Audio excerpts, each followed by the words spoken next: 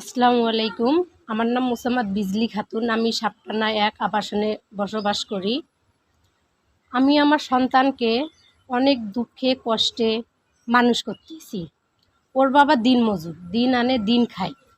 কিন্তু আমাদের সংসারে এতটাই কষ্ট যে আমার বাচ্চাটাকে পড়ালেখা করাবো, এ সুবিধাটা নাই। তারপরও যথেষ্ট পরিমাণ আমি চেষ্টা করি যেন আমি আমার সন্তানটাকে আগামী দিনে ভালো পজিশনে নিতে পারি, বা আমার সন্তান আমি এখন যেভাবে মানুষ করতেছি আমার সন্তান যেন এগুলো কথা মনে রাখে, আগামী দিনে আমার সন্তান আমার সঙ্গে সেই রকম ব্যবহারটাই করে যে না, আমার মা আমাকে এইভাবে খেয়ে না খেয়ে বাবার অল্প বেতনে আমাকে অনেক কষ্টে মানুষ করছে।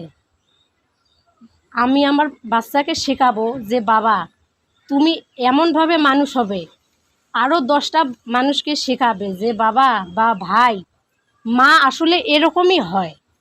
যে দেখো, আগামী দিনে যেন আমরা মানুষ হয়ে আমাদের বাবা মাকে লাথি মেরে অনাথ আশ্রমে না পাঠাই।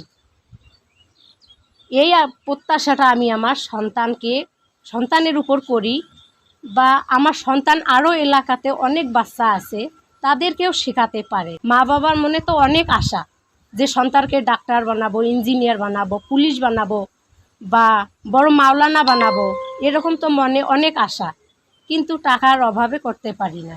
এরকম কোনো একটা যদি আমাদের সহযোগিতা আসে তাহলে আমরা করলে বাচ্চাদেরকে ভালো পজিশনে নিতে পারবো।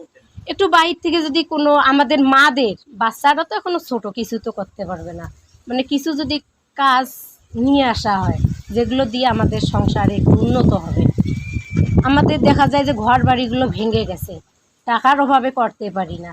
এই যে এই স্কুলে আমাদের বাচ্চারা পড়ে, এখানে পরিবেশ অনেক ভালো, কিন্তু এই যে একটা ল্যাট্রিনের অভাব, এই ল্যাট্রিনটা যদি একটু করে দেওয়া যাইতো তাহলে বাচ্চারা কারো বাসায় ডিস্টার্ব করতে যাইতো না। ল্যাট্রিনটা হইলে আমাদের বাচ্চাদের জন্য একটু ভালো হতো।